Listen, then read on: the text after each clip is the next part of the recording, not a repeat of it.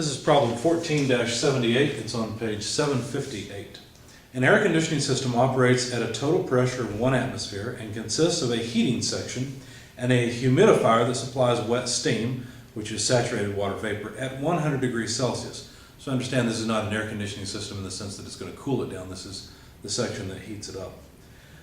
Air enters the heating section at 10 degrees Celsius, 70% relative humidity, at a rate of 35 cubic meters per minute, and it leaves the humidifying section at 20 degrees Celsius, 60% relative humidity.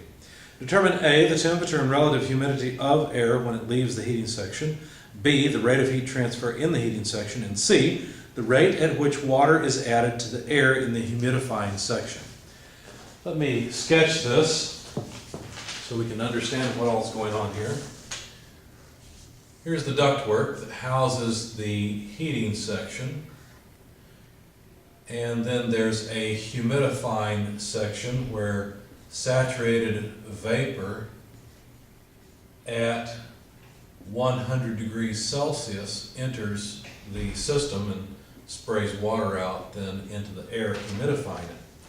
Now we'll call this section 1.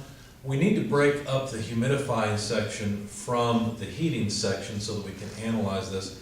So we'll have a section 2 and a section 3.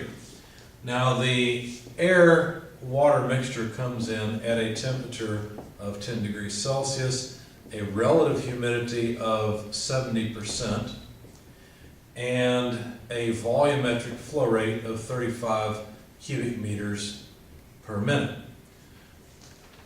The pressure is 1 atmosphere, and the reason they gave us humid air at 1 atmosphere is so that we could easily look up properties from the psychrometric chart. So that's where we will get all of our properties from. The temperature at the exit needs to be 20 degrees Celsius and have a relative humidity of 60%. So we're supposed to find, let's see, what all are we supposed to find? Well, we're supposed to find the temperature after the heating section, before the humidification section, as well as the relative humidity at state 2. We're supposed to find the rate of heat transfer that comes in, and that's right here, queued up in this heating coil. And we're supposed to find the mass flow rate of the water vapor. So there's some mass flow rate of the water vapor. We'd like to know what that is. So we're looking for state information here, and then flow rates of heat and mass for the other 2 parts. All right, so how will we solve this? Well, we can get state information from the points where we've got enough information. For example, we know at state 1 the temperature and relative humidity, so we can get anything we want about the state of the humid air coming in at 1. At 3, we have the temperature and relative humidity, so similarly we can get anything we want there from the psychrometric chart.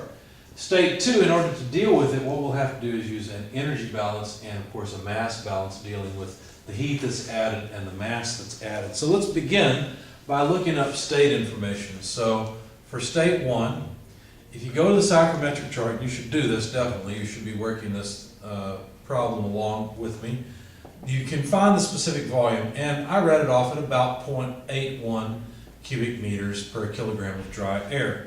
The enthalpy in state 1 I got is 23.5 kilojoules per kilogram. The absolute humidity was about 0.0055 kilograms of water per kilogram of dry air. And notice that really we can say something about state 2 already, and that is that we know it's absolute humidity. Notice as you add heat, that does not change the absolute humidity. It doesn't change the actual quantity of mass of water in the air. All it does is change the relative humidity. So there's a simple heating process and then a humidification process.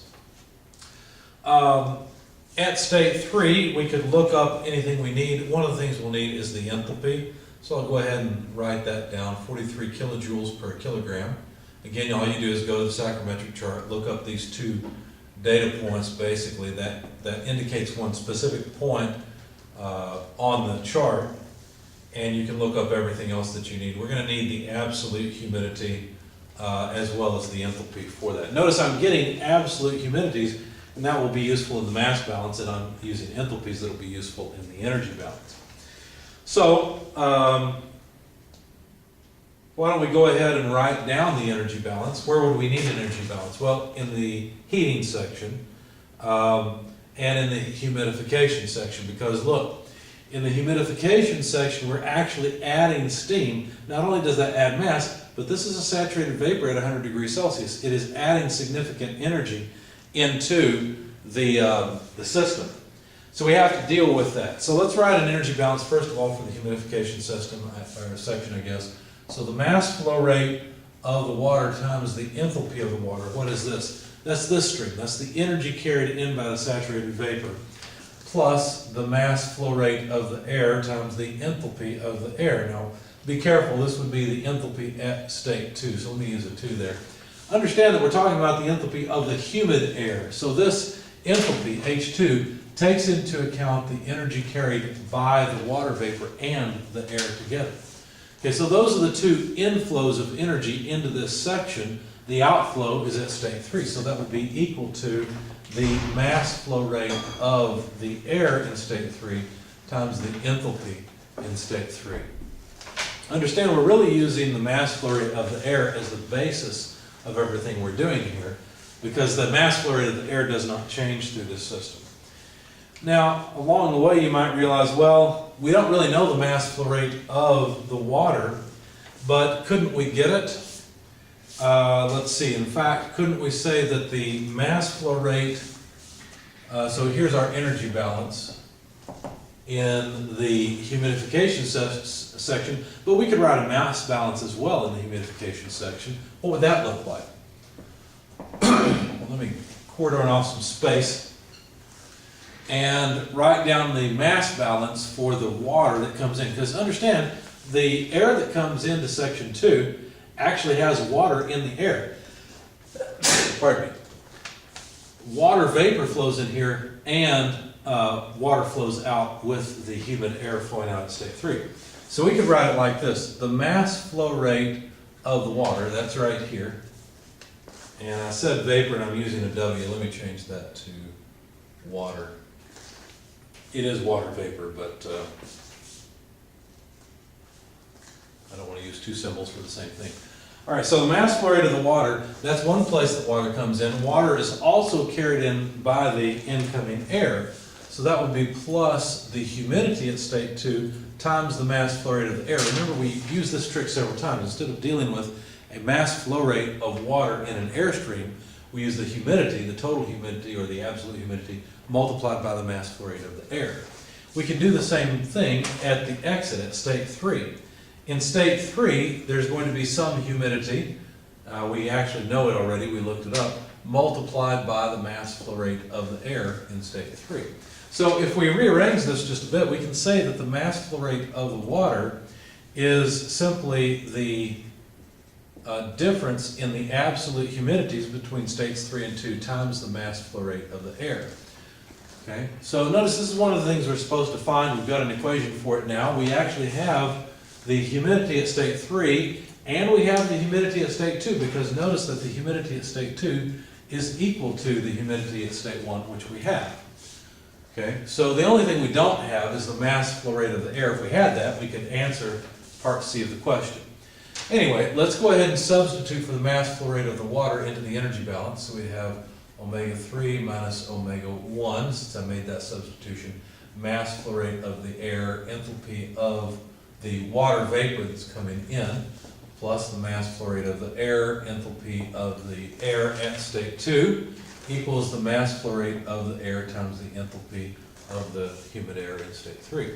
Notice the mass flow rate of the air cancels out nicely. We don't need it. And so what we find then, let's see, what do we know and what do we not know? Well, we know these absolute humidities. Could we find out the enthalpy of water vapor? Sure, this is easy. The enthalpy of the water vapor is going to simply be the enthalpy of saturated vapor at 100 degrees Celsius. So that's easy. We can get that very simply. By the way, that number, if you look it up, is 2,676 0.1 kilojoules per kilogram. So there's the enthalpy of the water vapor. So that's easy. Let's see, the enthalpy in state 2 we don't know, but we do know the enthalpy in state 3. We've already looked it up. So the only unknown is the enthalpy in state 2. So let's go ahead and solve for that. So the enthalpy in state 2 is equal to the enthalpy in state 3 minus the change in the absolute humidity multiplied by the not the humidity, but the enthalpy of the saturated water vapor. So plugging in all of our numbers, we have H3, which is 43 kilojoules per kilogram, minus omega 3, 0.00875, minus omega 1, 0.0055, multiplied by the enthalpy of the water vapor that's saturated, 2676.1 kilojoules per kilogram. We have consistent units, they're all kilojoules per kilogram, and so we can find the enthalpy in state 2, it's 34.3 or so kilojoules per kilogram. Since we have that state information, let's go ahead and jot it down. So for state 2, the enthalpy in state 2 is 34.3 kilojoules per kilogram, and hopefully all of this makes sense. Because look, the enthalpy is increasing as we move from state 1, 23.5, to state 2, 34.3, finally 43 at state 3. So this makes sense. Now this will actually allow us to find information about state 2. How so? Well, notice we have two pieces of information. We have omega 2, it's the same thing as omega 1, right?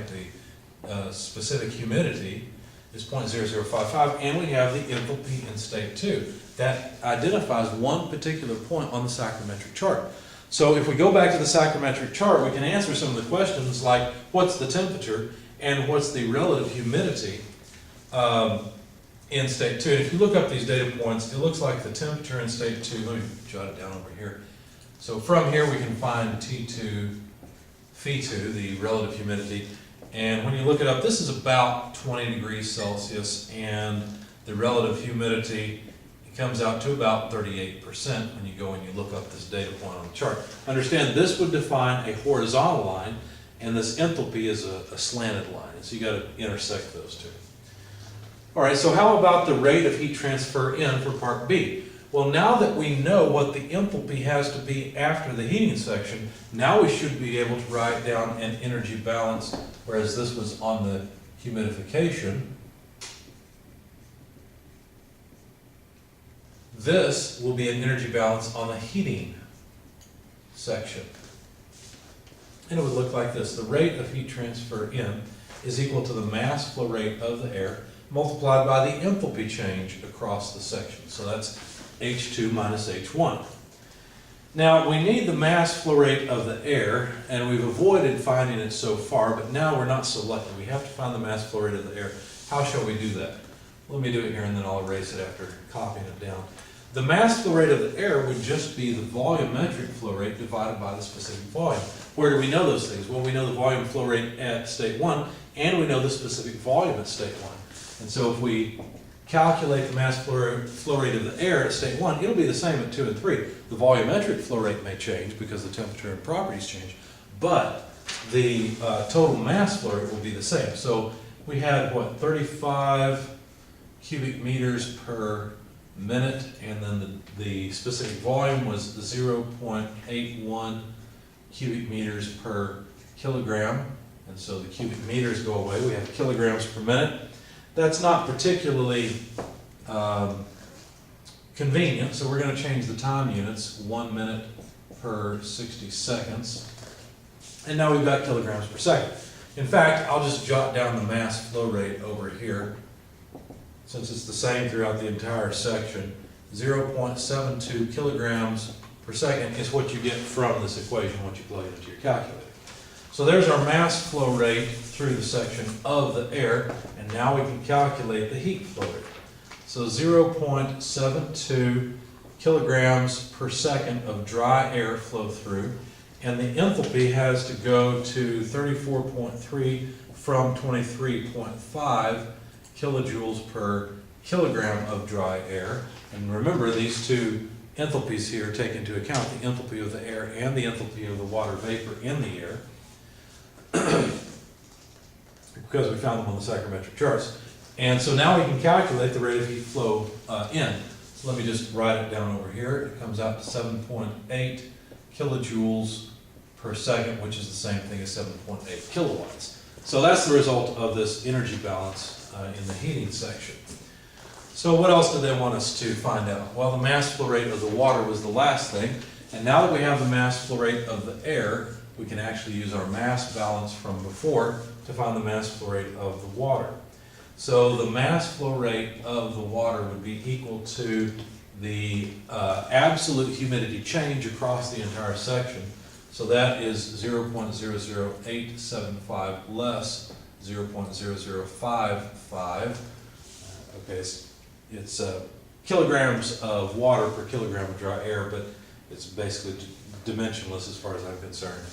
And mass flow rate of the air is 0.72 kilograms per second. And so what we'll end up with is a mass flow rate in kilograms per second. Understand that this is kilograms of air per second, and really it's the humidity that changes it to kilograms of water per second. The kilograms of air cancel out in the denominator and the numerator of this airflow rate. Anyway, this comes out to a mass flow rate of 2.34 times 10 to the negative third kilograms per second. Since they gave us the mass flow rate, or the volumetric flow rate in a per minute basis, I went ahead and converted that and said then that the mass flow rate on a per minute basis is about 0.14 kilograms per minute of water. So there are all the answers to the problems that were asked. And how did we do this? Well, we got state information from a psychrometric chart, which made it easy. We didn't have to go through the equations to find it. We used energy balances on both the humidification section and, the heating section and the humidification section. And it's important to realize or recognize that this heat is going to change the enthalpy, and since there's mass carrying energy in, it will also change the enthalpy, and that's why the energy balances were useful and appropriate. And anywhere that mass was added, we needed a mass balance. There's no mass added from state 1 to state 2, but from state 2 to state 3, there was mass added, so we required a mass balance for that section.